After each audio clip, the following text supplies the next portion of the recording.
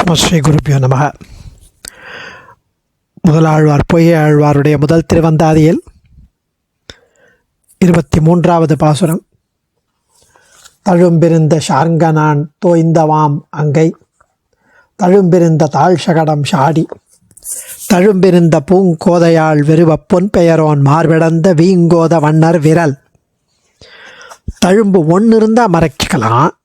இங்கே தழும்பு அண்டியவர்களை காப்பதனால் ஏற்படும் தழும்பு மேனி முழுவதும் இருக்கே, அது எப்படி மறைச்சிக்க முடியும்?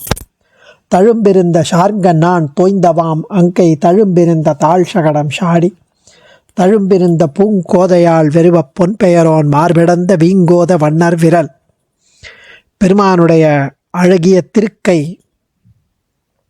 அந்த வில்லில் நான் ஏற்றி நான் தோய்ந்ததால் தழும்பு கொண்டதான் அந்த திருக்கை. சகடாசுரனை உதைத்து முடித்த திருவடி தழும்பு கொண்டது. அழகிய மயிர் முடியை உடைய பிராட்டி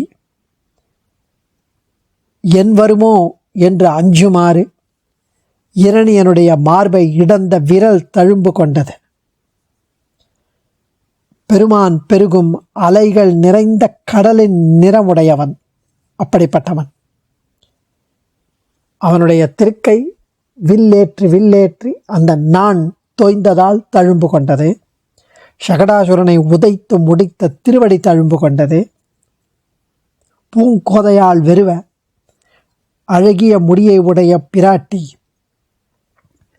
அவள் நிருசிம்ம கிட்ட போர்த்துக்கே பயப்பட்டாளாம். அப்படிப்பட்ட அவளே அஞ்சுமாறு நரசிம்மனாய் அவதரித்து இரண்டனுடைய மார்பை இடந்த விரல் தழும்பு கொண்டது.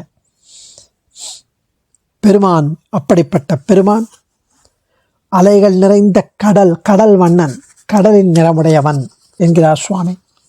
வீங்கோதம்னா பெருகும் அலைகள், வெறுவ என்ன நேருமோ என்ற அஞ்ச. 24வது பாசுரம். விரலோடு வாய்த்தோய்ந்த வெண்ணை கண்டு ஆய்ச்சி உரலோடு உரப்பிணிந்த நான்று குரலோவாது ஏங்கி நினைந்து அயலார் காண இருந்திலேயே ஓங்கோத வண்ணா உரை. அதாவது குரல் ஓவாது, அழுங்குரல் நீங்காமல் எனது எளிமையை காட்ட நான் யசோதையால் கட்டுண்டேன் என்றீரே, அது உண்மையோ என்று பகவான் திருவுள்ளமாக ஆழ்வார் தெரிவிக்கிறார். அதை நீயே அறிவாயே. உனது உரல்களில், உன்னுடைய விரல்களிலும் வாயிலும் வெண்ணெய் படிந்து நீ திருடி வெண்ணெயை உண்டதை யசோதை கண்டுபிடிச்சிட்டா. அவள் உன்னை ஓர் உரலோடு நன்றாக கட்டி வைத்தாள். அப்படி கட்டி வச்ச போது நீ ஓயாமல் அழுது ஏங்கிக் கொண்டு வெம்பி அழ, உதடு வெம்ம, அப்படியே விம்மி அழ, வெண்ணெய் திருடுவதையே நினைத்து கொண்டு அருகில் உள்ளோர் வேடிக்கை பார்க்கும்படி இருக்கவில்லை. அவளை சிரிச்சா பாவம் நீ அழறதை பார்த்து.